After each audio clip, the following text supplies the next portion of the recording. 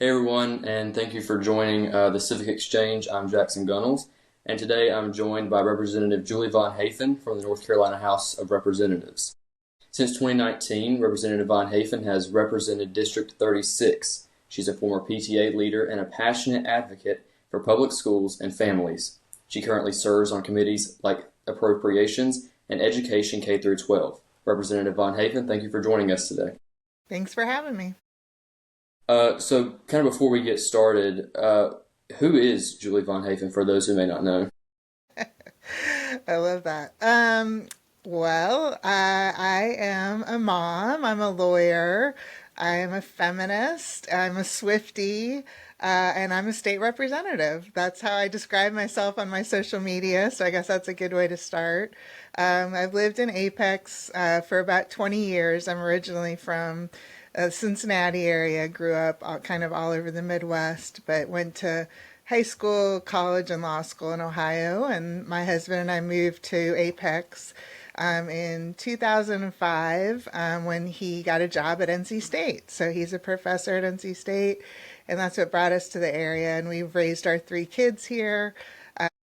While I was staying home with them, I kind of gave up my legal career when I had my kids and got really involved with PTA and PTA advocacy. Really dove into public education and all the policy around public education, which is what led me to run for office in 2018. Because I decided if I really wanted to advocate for our schools, the best way to do it was, as I say, from the other side of the desk versus, the people coming to the legislature. I wanted to be one of the people that was making the decisions about what's going on in our schools. And this is my fourth term, and I've been there ever since. Speaking of, kind of education and wanting to be the person making that kind of change, people sometimes think that politics is just in Washington, but people like you in Raleigh, you're making decisions that are impacting our local schools and our roads and even our public health. How does your role at the state level differ from what people may think happens, at the federal level? Well, I'll stick with education because that's the area that I work in most closely and that I know the most about. And really, when we talk about public schools and education, most of the decisions do happen at the state legislative level. We do get federal funding from Congress and from the Department of Education, but it's for a very small, it's a very small amount in the grand scheme of education appropriations and funding. Much of it goes to what we say Title I schools, which are the lower income schools. A lot of the funding goes to special education needs and other kind of specialty needs in schools. Whereas our state is really the one that's kind of appropriating the general funding for education, whether that be our per pupil spending, meaning how much we're spending on each student, whether that's teacher salaries, whether that's staff salaries, all those things come from the state. And so, our local school boards and our local county commissions also contribute to education in their own ways. But really, the bulk of policy and appropriations for funding our schools happens at the state legislature. So, if you want to make a change around schools, this is where you come, and this is where you can make the most impact. Now, you've served, like you said, multiple terms in the House.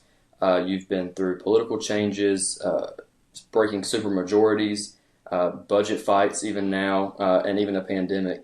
How has your personal perspective changed since you took office? Oh, wow. I mean, even though I've only been there since, I first elected in 2018, I mean, the political world has changed quite a bit even since then. As a Democrat, I was kind of in that wave of that midterm election after Trump was first elected. As Democrats, we gained a lot of seats both in Congress and in state legislatures as kind of a response to Trump's election. And I anticipate that 2026 is going to be probably the same. Trump and the MAGA movement have changed, I think, politics in this country, obviously very dramatically. And it's really, we see that at the legislature as well. Unfortunately, in my opinion, it's changed it for the worse. When I first got there, I felt like I could work across the aisle. I did get, bills that I had both Republicans and Democrats as sponsors. We got those bills passed through at least, one chamber of the legislature, but it's becoming more and more difficult to do that. I feel like, there's just been this kind of resistance, I think, to that bipartisanship, unfortunately. And I think that just it hurts North Carolinians. It's one thing for me to be frustrated by it as a member, but we could really do some great work and take all of our ideas and mash them together and have things that we all are invested in. But unfortunately, that's not what's happening anymore. It's really just one side that's kind of pushing their agenda, and that's the majority party in North Carolina. Speaking, kind of that diversity and not working together in North Carolina, even though we are a purple state when it comes to national elections, there's some issues. Are there any issues that you have found are Republicans are more willing to work with Democrats to move legislation forward on certain issues? I think, it's few and far between. I will say that, the one thing a lot of people don't know about the legislature is the majority of bills that come to the full floor of the House for a vote are mostly voted on bipartisanly. I mean, there's the bills that you hear mostly about in the press and that you hear probably most about on social media are kind of those hot button social issues that don't get a bipartisan vote. They're very either pretty much split Republican and Democrat, and like a lot of those are being vetoed, and you'll hear about those with veto overrides. But really, I mean, I would probably say 80 to 90% of votes in the House tend to be unanimous. But the thing is, if you look at that, that's great, right? Like we can all agree on some of these issues. Most of them are kind of benign things, little changes to policy or, things that we do just to, tweak laws. And, a lot of them aren't like super, they don't change a lot. But unfortunately, the problem with that is that all the bills that are being voted on are Republican bills because those are the only ones that are being heard in committee and those are the only ones that are coming to the floor for a vote. So although it looks bipartisan, we're only allowed to really vote on one party's ideas. And again, I think that does a disservice to the people of our state. You were mentioning earlier that mainly it's those big issues, those big bills that make it to the media and get the attention. But what do you think is an issue that is facing our state that doesn't get a lot of attention? Well, there's a few issues that I wish that we would work on more in the General Assembly that affect people every single day that we're not focusing enough on, in my opinion. One of those is housing policy. We know that we have, a severe housing crisis in North Carolina, and that ranges from urban areas, rural areas. It really affects every single county in our state. Now, every area has different issues when it comes to housing. I was up in Western North Carolina in Mitchell County talking, going on a tour of some of the schools after Helene. And I remember the superintendent was saying to me that they were trying to hire some teachers and everybody in Mitchell County, and the teachers had to turn down the job because they could not find a place to live in Mitchell County. And that wasn't because it wasn't affordable. There are just no houses, and also that's a result, I think, of our hurricane damage.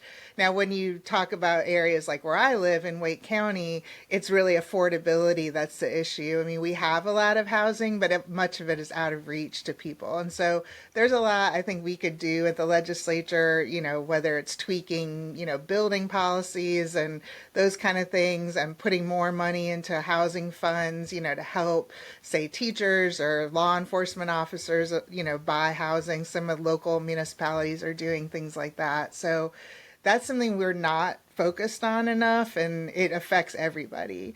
The other thing that I work on a lot that is a crisis in North Carolina and across the country is childcare.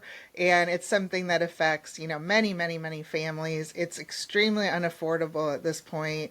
we have filed many bills around childcare, but we really need to be buckling down and focusing on it more because more and more are closing, and then families can't go to work because they don't have anywhere to take their kids, and it's an economic issue that affects a lot of people.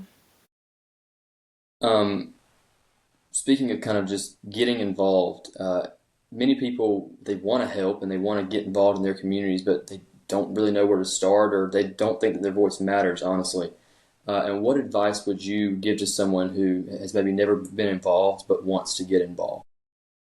I would just say start with the topic or the issue that you care the most about. That's really how I started in my journey to, public service, is that I had three kids in public school. I saw there was, issues and needs in that particular school, and really just kind of dove in and really found it interesting to learn more about, how schools are funded and why is our PTA having to raise so much money, because, and I realized it's because our state isn't investing enough in our schools and it's relying too much on parents and other people to take up the slack. So for me, I feel like if there's an issue that you're really interested in, start with that. Start small, because also I do think it's sometimes people get overwhelmed. Like there's so much, that we need to be working on. There's so many things that we need to change.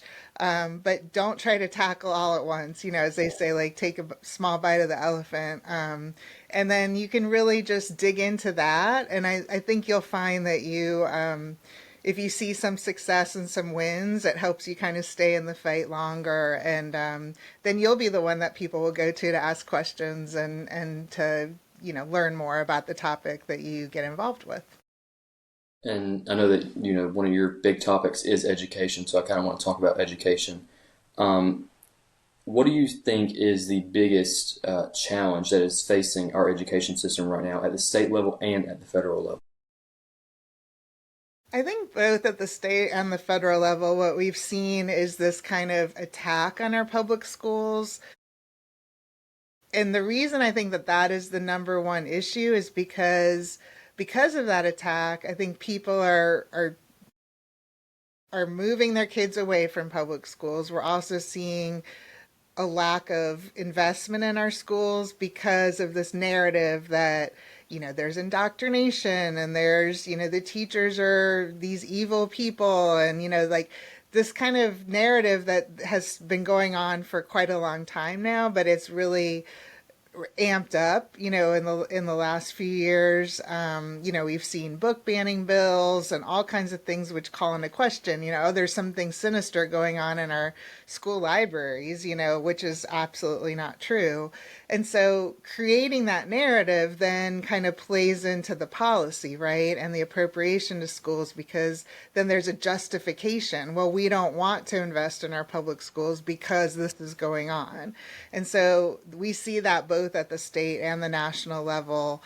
It's really disappointing that, the secretary of our National Department of Education doesn't really support our public schools. And that's really scary because that person should be leading the charge to protect and support and uplift our schools. And that's not what's happening. And so then you see all the result of that in the lack of funding and the policy changes that we're seeing both at the federal and the state level.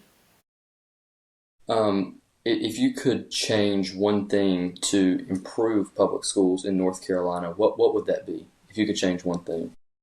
Well, in North Carolina, we have a 30-year-old court case called the Leandro case. And if you don't know about it, not just you or your listeners, please read about it. It's something that's been going on where 5 school districts in our state basically sued the state saying that they're not complying with our state constitution, which basically requires that we provide what the courts have determined as a sound basic education for every student in our state. Our state Supreme Court has said multiple times that they were right, that our legislature and our government is not providing that equally to every student in North Carolina.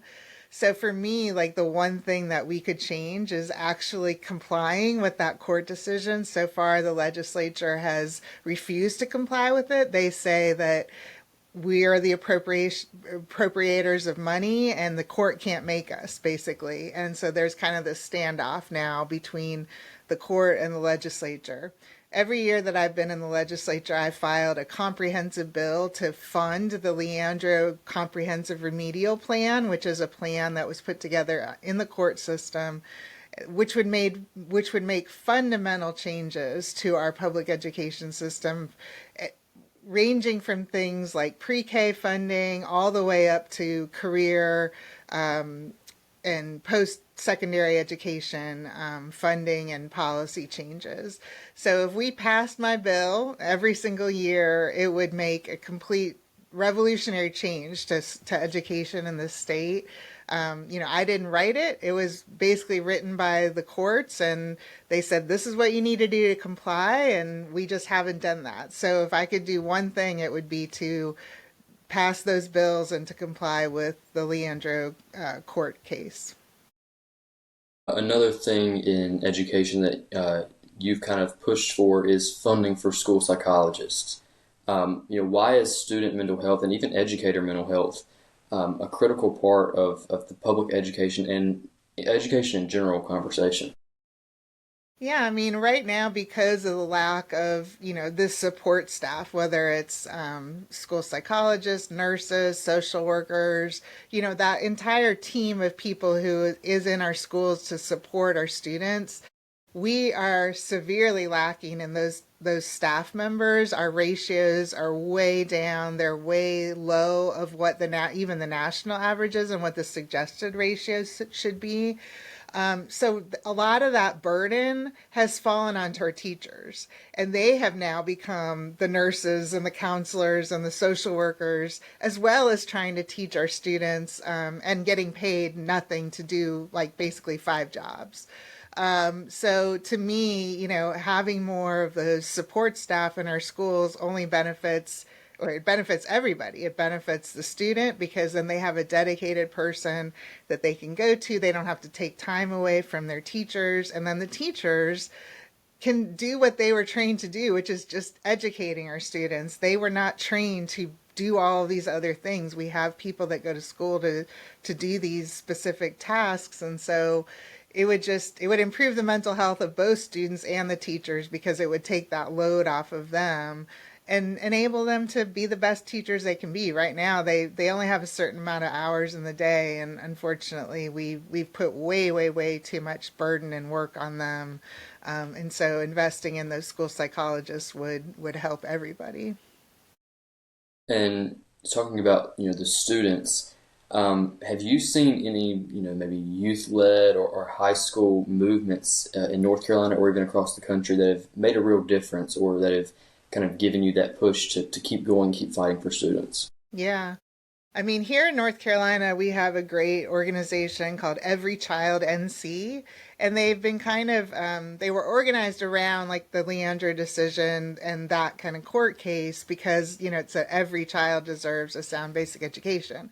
So Every Child NC is led by advocates across the state, and what they've been so successful at is incorporating student voice into their advocacy.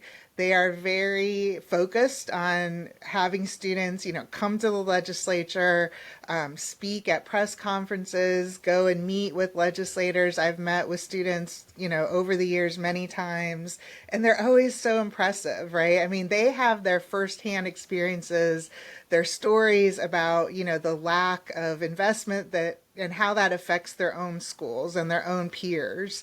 And, when you talked about mental health, mental health for students is probably one of the number one things that they come and talk to me about because obviously they see, how, their friends or, their peers, how that would really improve their educational experience and maybe have their own personal stories about that. So it's definitely something that students are very concerned about and very focused on.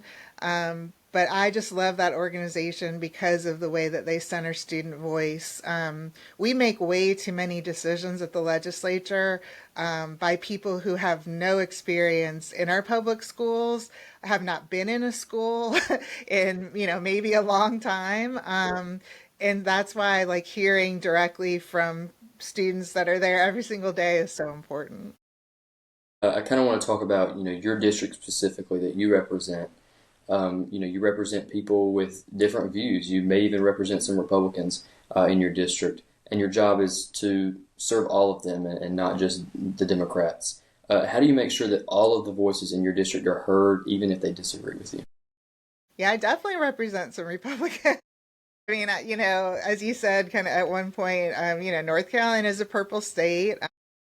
Even my own district, in Wake County, I mean, it used to be very Republican. I mean, it was represented by a Republican until I won my election. So I definitely have, a mixed amount of people with different views for sure. And I hear from them, whether it's emails, phone calls, all kinds of things.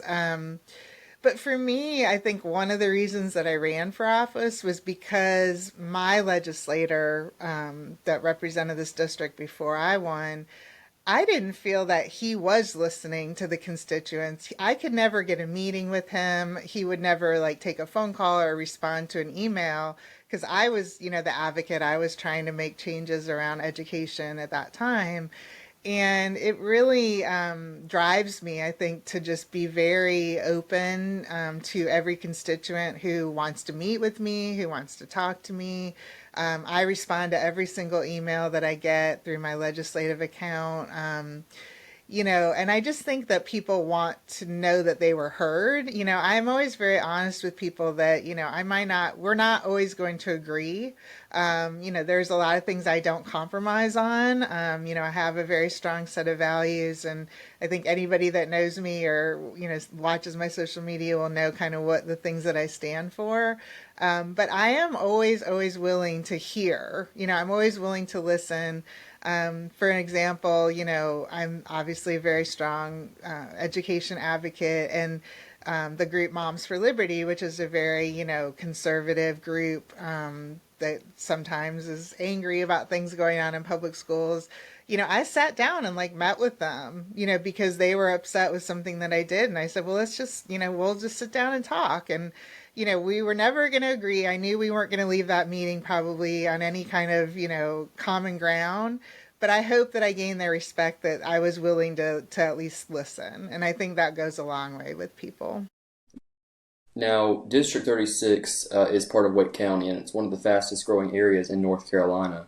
But you have to balance that with the statewide needs of across North Carolina.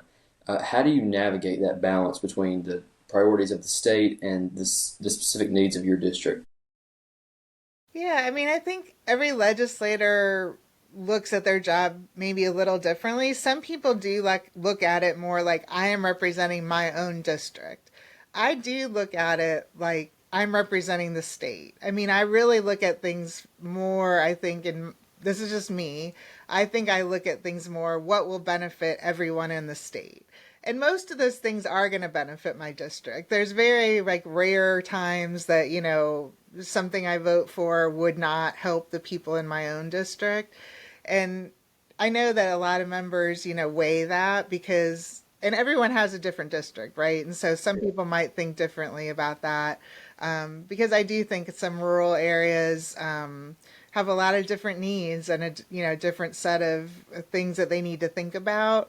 Luckily, here in Wake County, we're a very successful area. There's a lot of jobs. There's a lot of growth. There's a lot of schools. There's we have a lot here, and I don't take that for granted. But we have our challenges, like I mentioned, with housing and some other things. But I look at my job as I would never want to hurt my district, but I kind of look at the voting that I do as how will it help the state as a whole. Um, for people, I know we talked about kind of youth getting involved. What about people, who have jobs and have careers, but like you said, they don't feel represented. They don't feel that they even know who their representative is. How can they get involved? Yeah, a lot of people don't know that. A lot of people don't know who their representatives are. So I guess that would be the first thing. I tell everyone, make sure that you know who we are, and just it's really easy to find out. You can just go on the legislative website, and they have a nice little button that says "Find my legislators," right at the top. And so I just think that's the first step, is just making sure that you're aware. And it is hard because in North Carolina, we do change districts all the time. I've run in 4 elections, and every election my district has been different, as far as the lines of the district. So when I go out and campaign, I'm always kind of having to reintroduce myself to people and like, hey, well, I didn't represent you last year, but now I'm going to. And, so it's always very confusing. We don't make it easy for people. And I understand that. And I think, like you said, people are busy, they have jobs and this and that. But I think the first step is, yeah, just finding out who your representative is, like making sure that you know how to connect with them. You might not need anything right now, but we're always here to like do constituent services and to listen. And I think that establishing relationships with your elected officials is so powerful, especially at this, the local level, whether it's your town council person, school board. These are people who live in your own neighborhoods and your own community, and it's really easy to get to know them. And hopefully they're out in the community and meeting people. And those relationships can go really far later on, maybe if you're trying to advocate for, a particular issue. But I think, again, just one, getting to know, learning who your elected officials are is a very small step that everyone can take, that doesn't take a lot of time, but, make you feel accomplished. Okay, now I know who it is. Even what district you live in, a lot of people don't know. So. We talked kind of a lot about party and party, but how can we moving forward in this country and even in the state of North Carolina really focus on bipartisanship and really focus on we're all people, we all need things, let's work together. I mean, I think part of the problem, or part of the reason that we are kind of in this situation, is that we don't really like know each other. I think that it's really easy to not like somebody if you don't know anything about them. They're just a name or a face. And I think that social media perpetuates that, because you just kind of this, name on a tweet, or, you're not really a real person. And that's why, again, these establishing relationships with people, as one of my colleagues always says, it's hard to hate somebody up close. And so, I think one thing we've lost is just that ability to just get to know people as people and not as elected officials, or, representative, or whatever it is. Because it's a lot harder to say really bad things about somebody that you actually know. Now, I won't say that people still do that, unfortunately, even if I know them, or whatever. But I think that would just go a long way. I think that just this villainization of one side or the other, they're this or they're that, and the name calling, it's just got to stop. It's so juvenile, and it's just, instead of that, actually let's work on solving problems, and coming together and exchanging ideas. I think the one thing, like I said, is everyone wants to be heard, and that's one of my biggest frustrations as serving in the minority party, is that I feel like I have a lot of really good ideas, and just I don't get my ideas heard. And at least if my bills were getting heard, they could vote them down, but at least I felt like I was heard, and I could share those ideas. So I think that would go a long way as well. Well, that's all I have. Do you have any, final thoughts or final anything? Not really. I mean, I want to thank you for doing this. I think it's great to, like I said, get more young people involved. I think just demystifying, elected officials and politics, can go a long way to just getting more people involved, and just kind of removing that barrier, will go a long way. So thank you. Well, thank you for joining us. It means a lot.